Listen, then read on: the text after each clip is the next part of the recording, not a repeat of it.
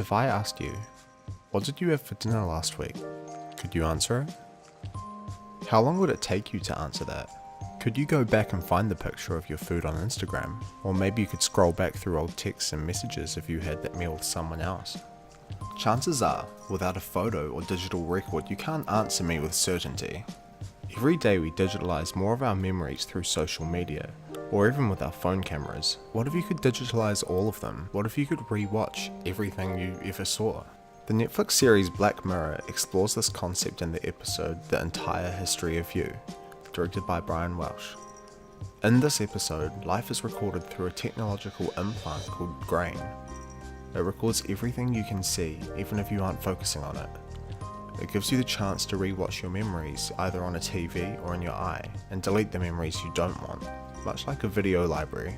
This technology means that everybody is under constant surveillance by each other.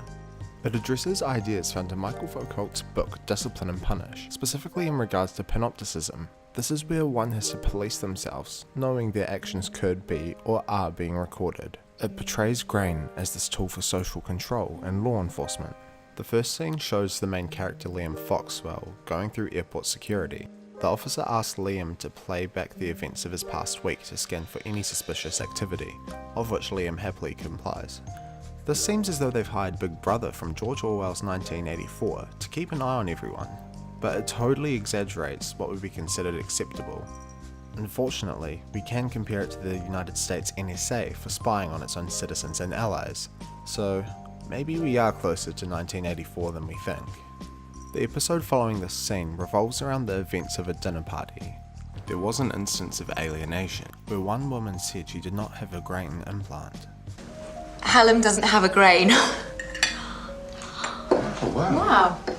No shit. A somewhat sense of mockery and disbelief confronts how people react to someone who doesn't use Facebook or other social media. A sense of disbelief that they don't conform to what is a social norm. This reflects how there is pressure on people to engage with the technological growth and what social media is becoming, an oversaturated source of private information, readily accessible, and like it or not, it has become a part of society. Going back to the dinner party, Liam's wife Fee was seemingly flirting with an old friend, Jonas. Fee looks at Jonas a little too fondly and laughs a little too hard at his jokes.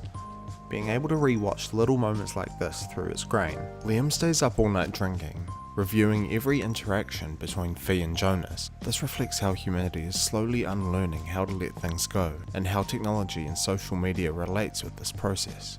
His suspicions regarding his wife's loyalty reveal the uncomfortable truth, that his wife had been unfaithful.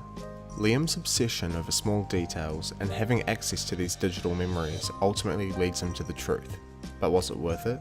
The end scene depicts, although he uncovered the truth through picking apart light flirting at a dinner party, he lost his wife, her companionship, the time she said I love you and meant it.